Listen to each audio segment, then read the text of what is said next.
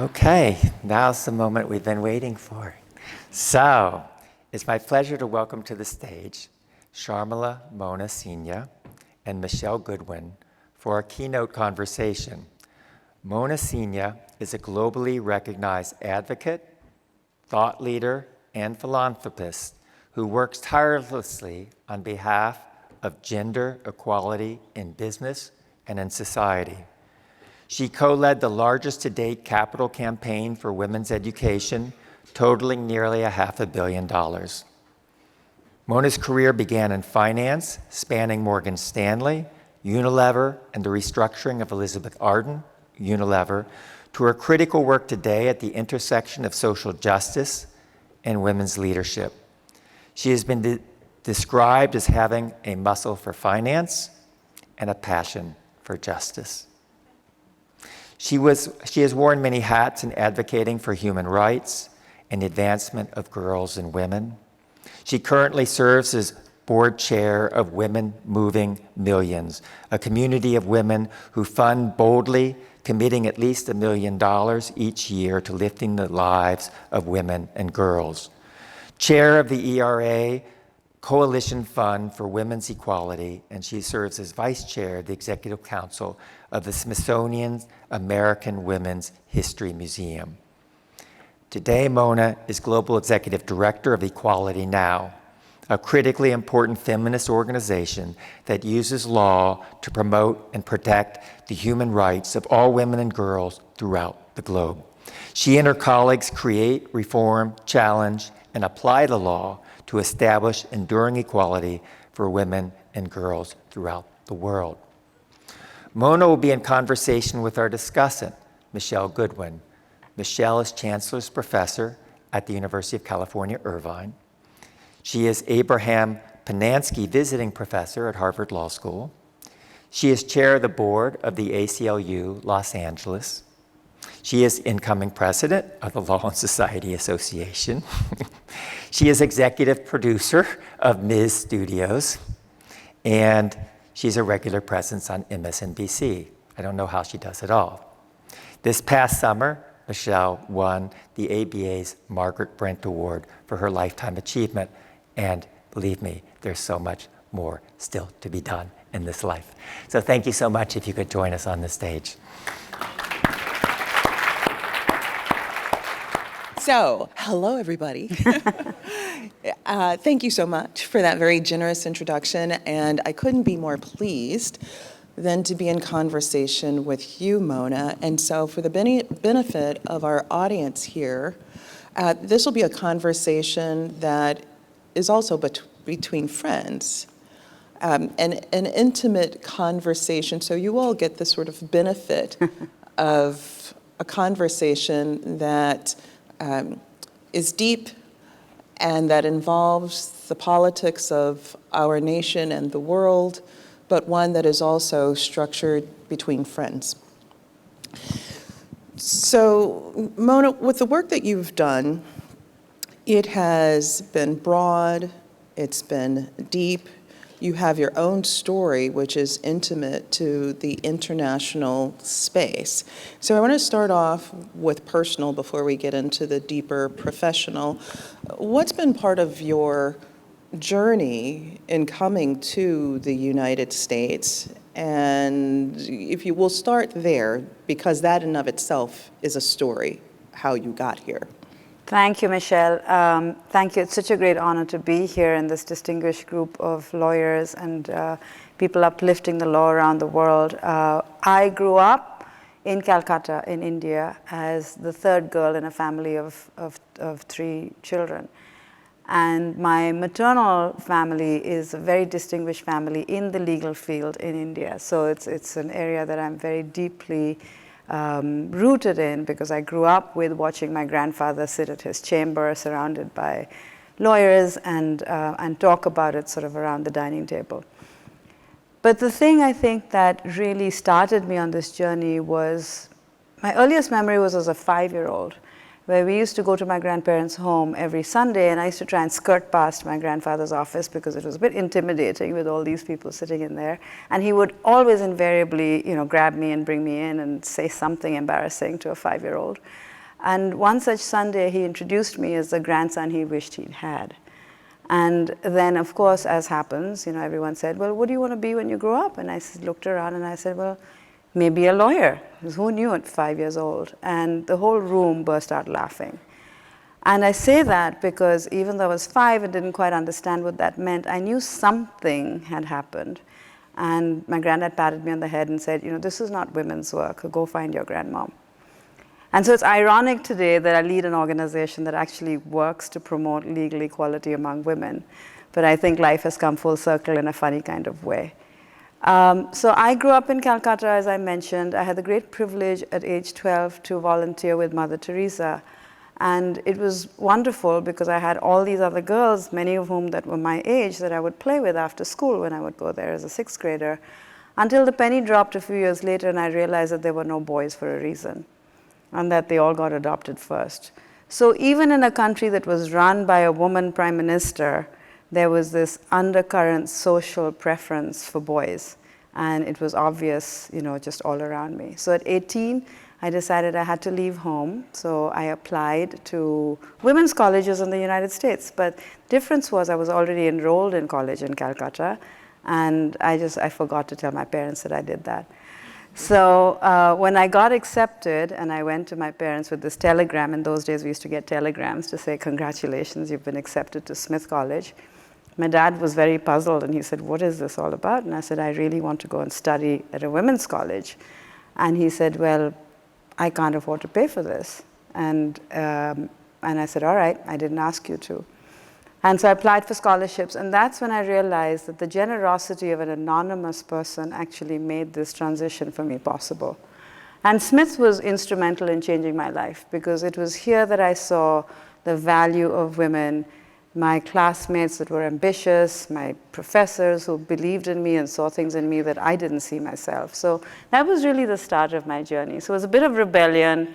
It was a bit of understanding that something was not quite right in the preference for boys in the society that I grew up in. That actually matters, the messages that one gets early on. And as I've read in statements that you've made, the kind of life shift that happened within you upon hearing that group of men laugh and your grandfather amongst them. But it's also telling your story about being at Smith, and it's through the work of an anonymous donor that provided this entree for you. And I want to talk a bit about your work prior to now in philanthropy, because it seems as if you've been on this journey of also giving back. So the first part is that you were in business, you made money. And I put it that way because there's also this sense that that's also not a space for women. I think that that's increasingly being dismantled.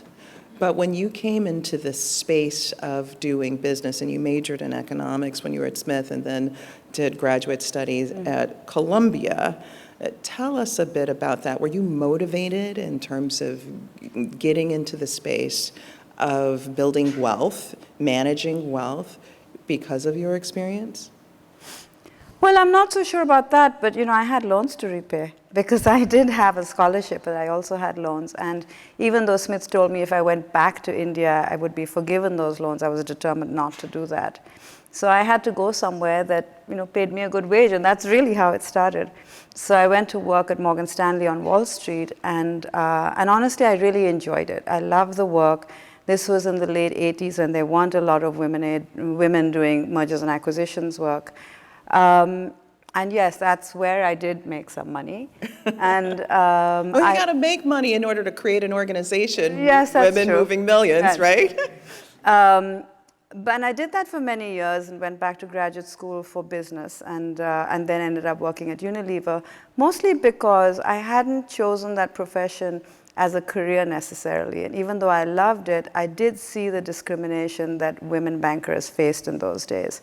And I wasn't ready to be counted as one of them. So I did that for many years. And then after that, I decided I really had to use all of these skills because I became known in the marketing and sort of business corporate consumer business world as someone who could restructure businesses, because I had the marketing background, but I also had the financial background. And that really stood me in good stead, because I used that then to go out and restructure, and I say this lightly, social justice organizations. Because what I found as I joined a few boards of human rights organizations is there were visionary founders and people who had so much heart and soul, but didn't actually realize that these were also businesses that had to be run. And so I was willing to be that foundational person that would help them build and sustain these businesses while they went ahead and blazed a trail in their vision. Well, that ends up mattering for the depth of the conversation that we'll have. And I wanted that kind of background because through your work, you stitched together the importance of philanthropy in building bridges and opportunities for women and girls. And in this time, one couldn't see it as being more important than ever. It's always been important, but to set the stage, we're at a time in which the United States Supreme Court has significantly dismantled reproductive freedom in this country in a decision known as Dobbs v. Jackson Women's Health. Yep. June 24th, 2022 will be a date to remember.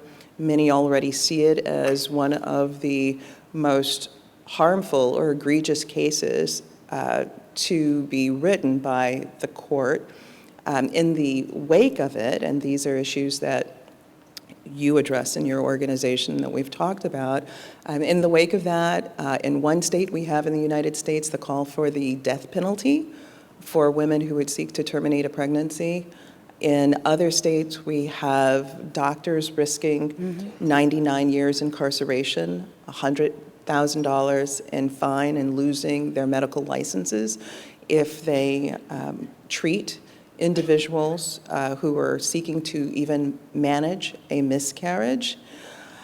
There are states that have enacted laws that provide no exceptions for rape or incest, and we'll talk about a very prominent case that your organization has recently worked on. That's kind of the backdrop, and yet the United States is standing as an outlier to the rest of the world, and I'm wondering if you could speak to that as sort of what on one hand has been thought of as a beacon of democracy, and yet on the other hand, at least with regard to how we're looking at reproductive health care matters, the US seeming in decline. Yeah, so Michele, as you know, we've worked together on the Equal Rights Amendment work, and the United States is the only democracy in the world that doesn't guarantee non-discrimination based on sex. So our Constitution actually doesn't guarantee women's rights. And that this year is another unfortunate anniversary. It's 100 years since the ERA was introduced. And even though we have met all constitutional legal requirements, there's a simple step of actually putting it into the Constitution, which under the last administration was denied by the archivist, who simply had to put these 23 simple words into our Constitution. And that has consequences, because I think, as many of you know, the Dobbs decision, the right to abortion was based on the right to privacy, which is why, in my opinion, and I'm not a lawyer, it was easier to overturn than had it been based on the right to equality. Because I think if it was, the right to non-discrimination, it wouldn't have been that easy to overturn, in my opinion. And so this has been a battle. I've seen this in the House. I've seen votes in the Senate. And it's unfortunate when equality becomes politicized. And I think that is what has happened in this country. And we have a lot of work to do, because, the world is watching us. Fortunately or unfortunately, what we do is a beacon of democracy. And so it's very important for us to get it right. And I honestly, when I travel around the world, I hear people just confused. What is going on? Why is this happening? Why are people picking on gender affirmative care? Why are people picking on abortion? These are basic human rights. So yes, it is very worrisome. Mm-hmm. And I think it's important that we acknowledge that and get to work. Well, in fact, in sort of unpacking this even further, and for the benefit of our audience, when you think about these matters on an international scale, something like maternal mortality, maternal morbidity, the United States now leads all industrialized nations in maternal mortality, ranking somewhere around 55th in the world. Yep. Equally with regard to maternal morbidity as well. And so you see this kind of progress taking place elsewhere while the U.S. slips further and further behind. And while this issue has become so deeply politicized, what's also missing is a certain engagement with health and science, right? Including the fact that a woman is 14 times more likely to die by carrying a pregnancy to term in the United States than by having an abortion. And so I'm wondering how you think about that and how with your work, I mean, how do you engage on that topic where we see such tension in the United States, such tension that's so deeply politicized, and yet trying to carry a message forward because, as you said, the United States is a beacon, and the concern about there being backsliding elsewhere where there's been progress. Yeah. You know, I think it's a time for everyone to assert that this is a fundamental human right. And it's really not up to political representatives to make these decisions. Because if you think about, I mean, abortion, lacking abortion care, to me, can be reframed as a way of violently attacking women's autonomy. And if you reframe violence as a health issue, because it is, you know, if we can eliminate polio, we can eliminate violence. And if we do that, this might be a radical thought, but if we do that, the whole world gets to benefit. This is not a women's issue. This is a human rights issue. And I think if we can reframe that and think about that in terms of actually, you know, uplifting the world so we can create a world that maybe we haven't even seen yet what the possibilities are, because laws are really made to advance progress. This is the first time you've actually seen it push back. So it's critical, and I think every human being needs to be involved in asserting this. And the good news is that you see some beacons of hope, right? You see some states where these laws come up and they get pushed back down. And we need more of that, because the states where they are pervasive, and it's not everybody who can just simply go out of state to get healthcare benefits, right? It's an economic issue, it's a social justice issue, it's an access issue, it sort of touches on everything. So what's been the challenge, do you think, with the sort of failure to see this as a human rights issue? It seems that outside of the United States, there's been great progress in seeing women's reproductive health care as basic fundamental health care and as a human right. What is it, do you think, that accounts for the failure to understand that here?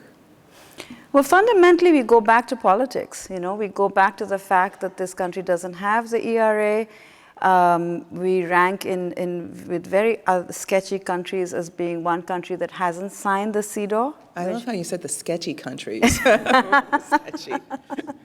Well, you know, people we may not necessarily want to be in a room with. I'll leave their names out, but you could take a guess.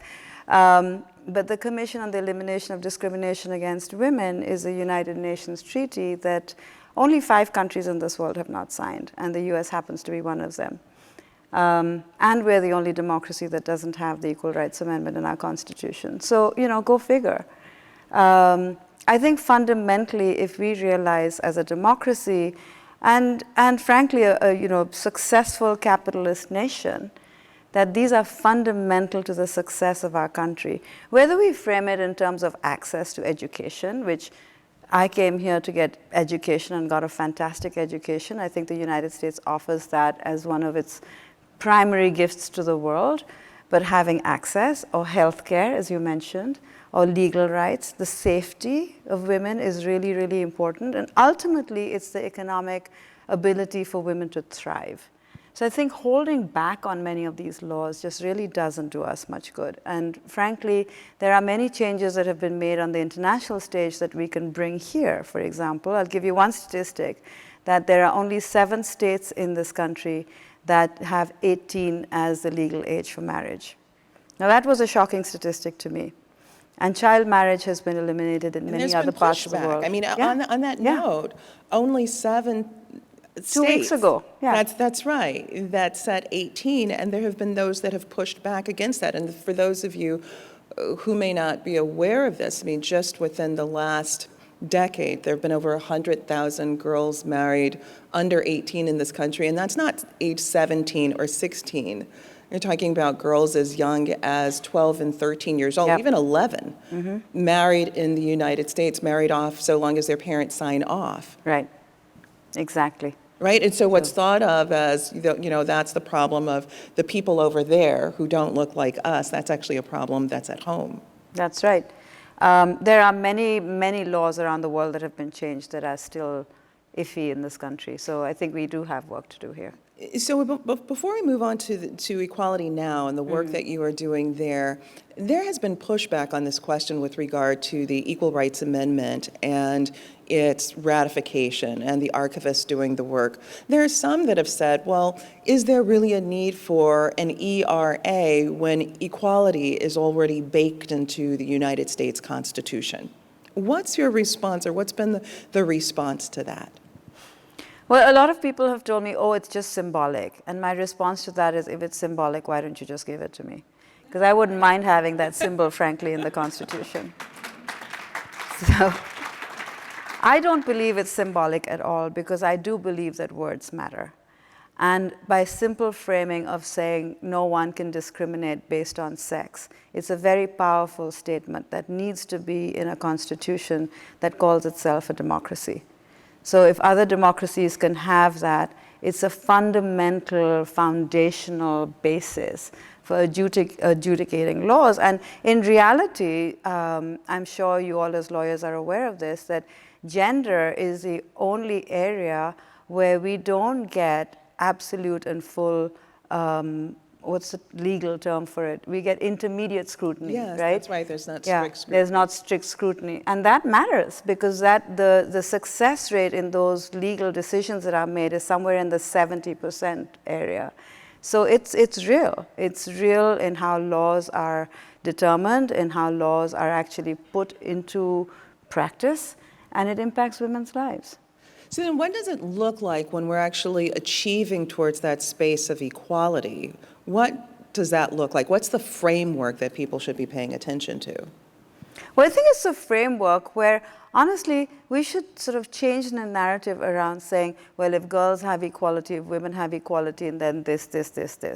No, it doesn't matter. The fact that we are just born as citizens of a country should guarantee us equality. It doesn't matter that we're men or women or non-binary or whatever we choose to be. It's just a simple truth that any of us that are citizens of this country should have equal access and equal opportunity and equal representation under the law. To me, it's just as simple as that. And the fact that it doesn't happen, or the fact that things are written into place or decisions are made, just holds back 51% of the population. So I want to take a moment to talk about the Bolivia case, because we've talked about the United States, and I think that there's a real risk of the navel gazing that takes place in the U.S., right? There's sort of U.S. exceptionalism where everything ends up being centered there rather than seeing what's happening around the world. Although in this moment in time in the U.S., as you were saying, around the world people are wondering and asking questions because of just the horror that seems to have been unleashed within the last year, but certainly we could go beyond that. So recently, there has been a case that Equality Now has been working on for some time, but has recently had significant movement. And this case relates to what we've been talking about, which is a case that has involved a young woman who was sexually assaulted for some time. And in the wake of a Me Too movement, there's been greater attention to matters of sexual assault and matters of rape. But the reality is that across the world, and we certainly experienced it here in the United States, these were issues that were brushed past, not just socially, but also in law. It's interesting that in thinking about the Dobbs case, for example, two of the legal scholars that were referenced quite a bit by the court, Blackstone and Hale. And those were both authors of treatises that bought into the notion of coverture, this idea that women who are married become the property of their husbands, and that even extends to daughters becoming the property of their fathers. And the result of that are areas that are difficult, I think, for people to talk about and acknowledge, and that includes marital rape being something that was non-existent in American law. The last state to abolish a marital rape exemption was North Carolina in the 1990s, not the 1920s or 30s, but this was legal in the United States up until the 1990s. And the same was true even in cases that involved fathers and assaults against their daughters. Mm-hmm. So the question with regard to sexual assault matters domestically and abroad. And this case was brought from Bolivia. Can you tell us a bit about it? Yes, absolutely. So this was a case of incest in Bolivia, a young woman who experienced multiple assaults on her body by a family member in 2002. So it's taken, a very long time for her to get justice. And it was thrown out of Bolivian courts 3 times, including the highest court. And she came to Equality Now, and why was it thrown out? Considered a family affair. It was considered, This is the same thing that the U.S. courts used Correct. to do Exactly. here, and they would say that to allow these cases to go forward would be disruptive to family harmony. Yes, exactly. It's just hard to sort of think that family harmony isn't already disrupted. Exactly, and it was also, she also, remember, because it was a family thing, she faced a lot of pushback from her own family because they didn't want this kind of thing to be exposed. This happens around the world. But in 2014, she came to Equality Now, and we took on the case on her behalf. And finally, this year in January of 2023, the Inter-American Court of Human Rights Law ruled in her favor, and we had provided 11 recommendations, and we thought maybe we'd be lucky if we got 5, and they took all 11. And the most important one was recognizing that lack of consent was a central basis of violent assault.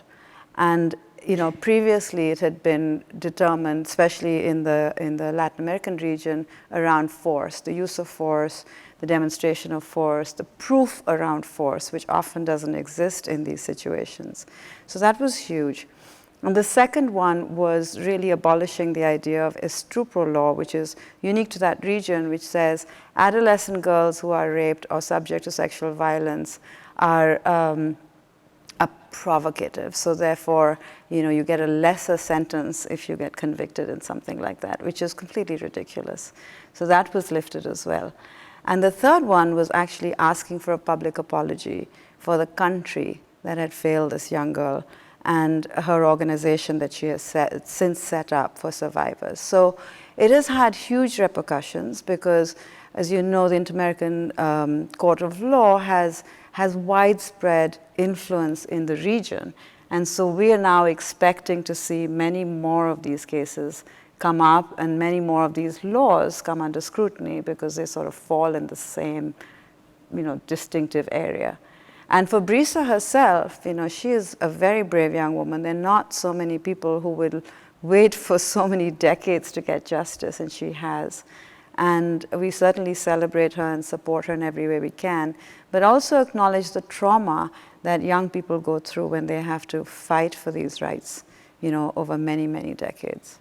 Well, I really appreciate your bringing that up because the length of time that it took to get justice, and was Equality Now involved for over that entire period of time? Since 2014, yes. Since 2014, and so that's nearly a decade that it's taken in order to receive justice in this case. Yeah, absolutely.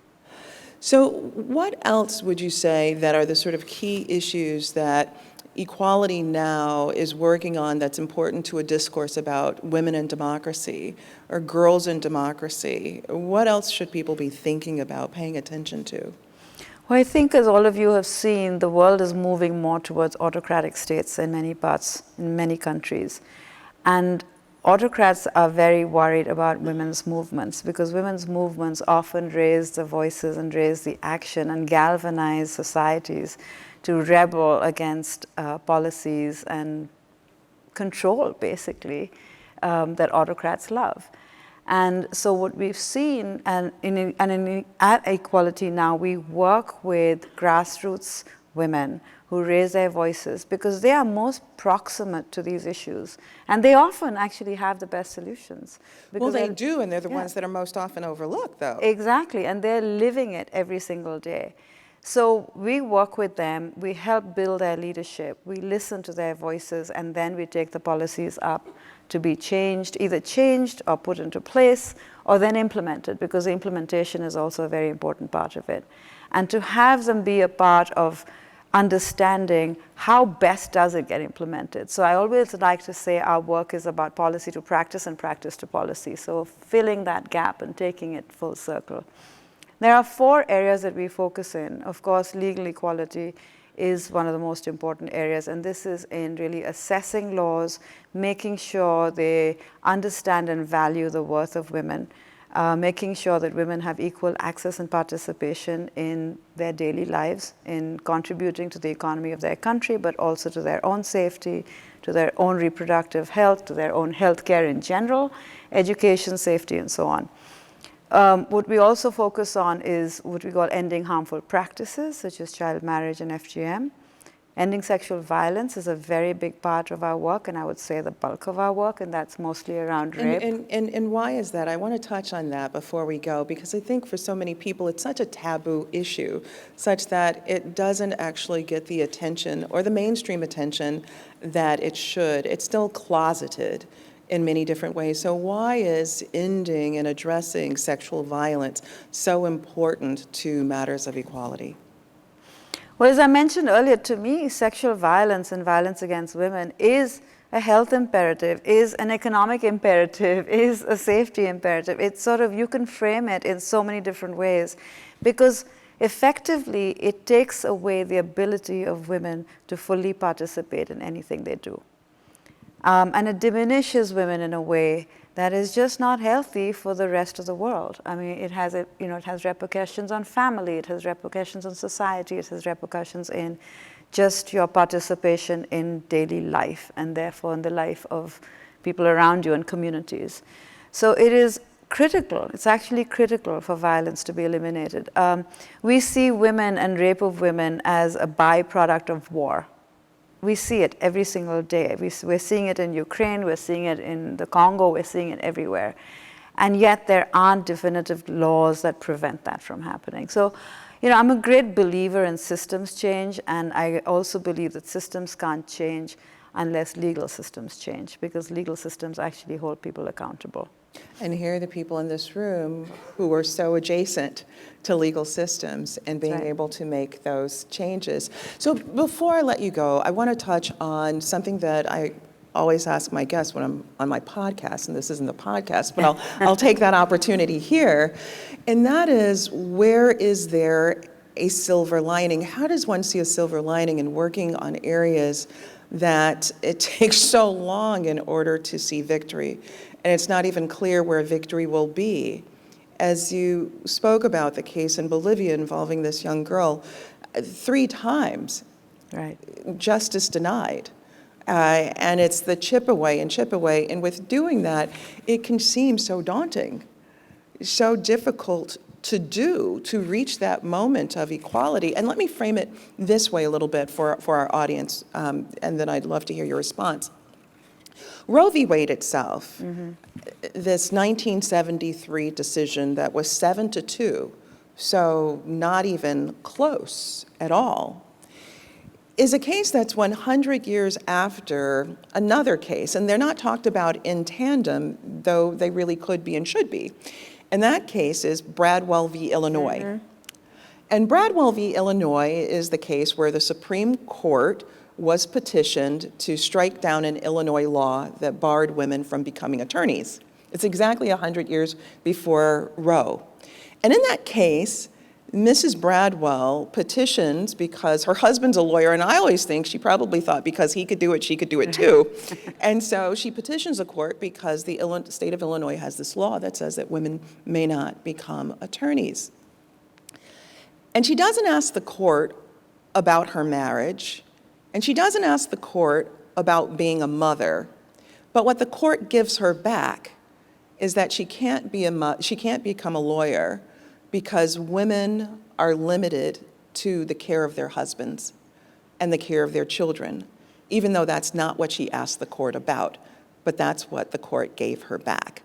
And it was 100 years after that in Roe v. Wade where Justice Blackmun said that women are entitled, have a right to be able to pursue their education. That's right. They have a right to be able to pursue their careers.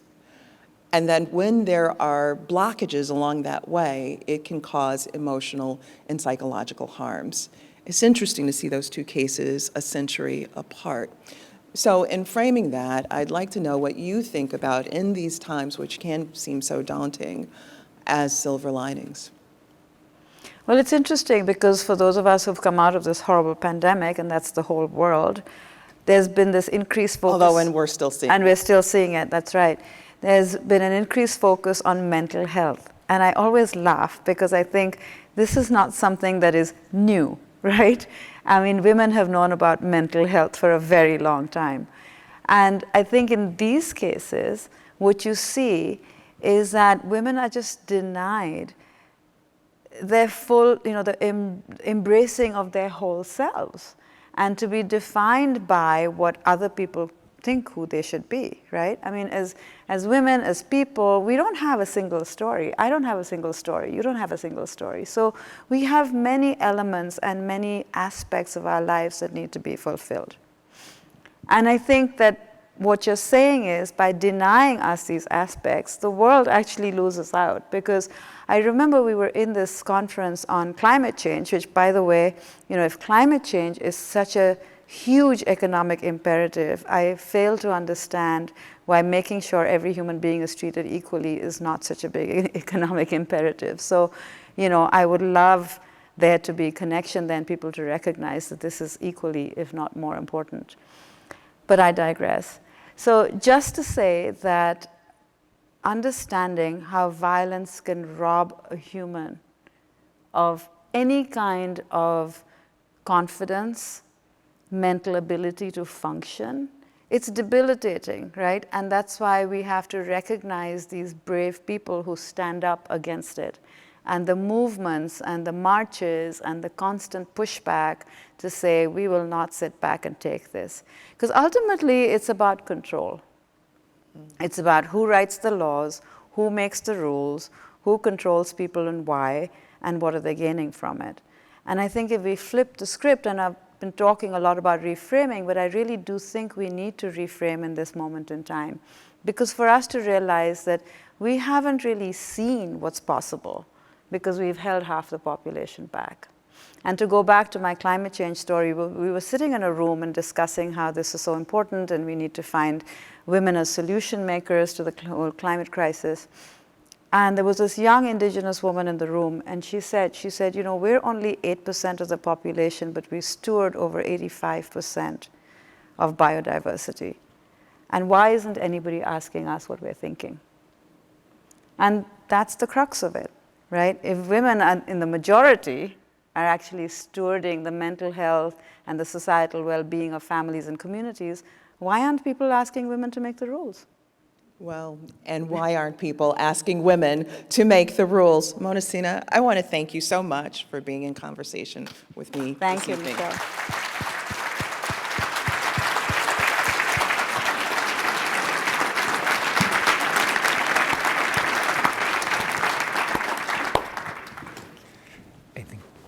We're going to wrap up. Okay. But I just want to thank you so much. Thank you. Thank you. Thank you. I give you a hug. Great. All right. Thank you for that sort of powerful moment, right, to really tie so much into that we've had in this annual meeting today and this year, which is we started off with Kim Shepley's Grotius lecture about bringing international law home to protect democracy.